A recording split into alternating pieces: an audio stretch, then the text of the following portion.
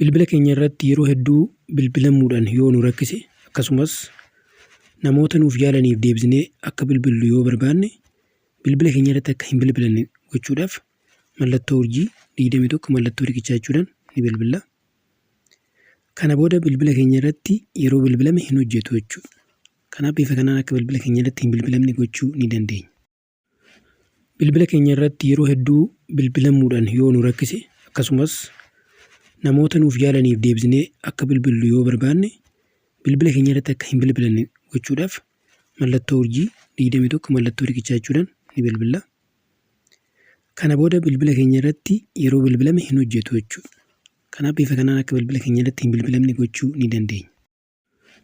Bilbila keenya irratti yeroo hedduu bilbilamuudhaan yoo nu rakkise akkasumas namoota nuuf yaalaniif deebisnee akka bilbillu yoo barbaanne bilbila keenya irratti akka hin bilbilanne